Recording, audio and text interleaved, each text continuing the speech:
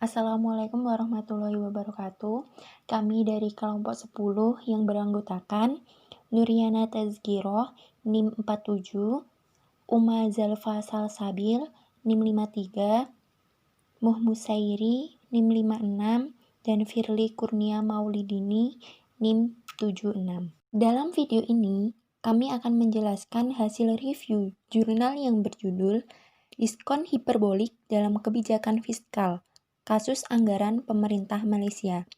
Untuk materi berikutnya akan disampaikan oleh Saudari Uma Zalfa. Latar belakang dari penelitian tersebut adalah banyak dari mereka yang memutuskan untuk berhutang tanpa memperhitungkan bunganya.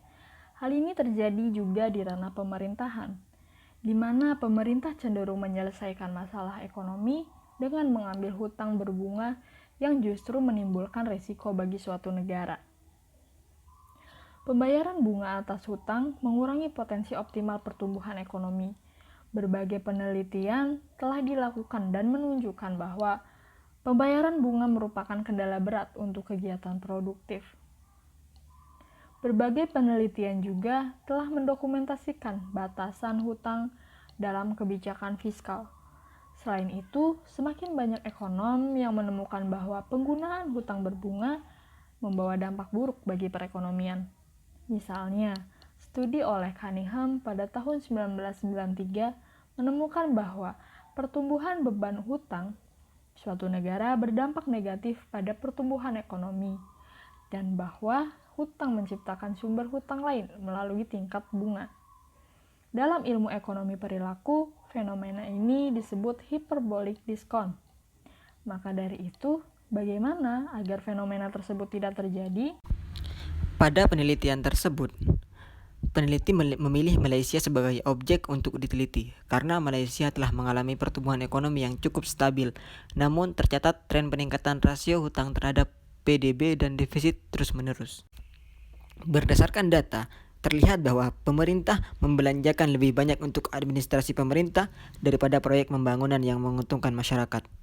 Pemerintah telah membiayai pengeluaran tambahan dengan lebih banyak pinjaman. Oleh karena itu, studi ini akan mengkaji apakah perkembangan tersebut dapat dijelaskan dengan hyperbolic discounting. Hasil penelitian menyimpulkan ada 2 rekomendasi kebijakan utama yang dapat dibuat. Pertama, struktur kebijakan fiskal harus menjauh dari pinjaman berbasis bunga saat ini. Struktur insentif harus dibuat untuk mendorong pembagian risiko daripada transfer risiko. Konsep pembagian risiko adalah ciri khas keuangan Islam di mana keadilan dan kesetaraan sosial adalah yang terpenting. Misalnya, struktur pembiayaan alternatif untuk proyek pemerintah dapat dilakukan dengan partisipasi publik melalui penerbitan portofolio yang teridentifikasi. Saham penyertaan yang dijadikan tolak ukur tingkat pengembalian ekonomi dapat diterbitkan sekaligus dapat meringankan beban hutang yang ada. Penerapan pembiayaan pembagian risiko juga sejalan dengan status Malaysia sebagai negara Islam.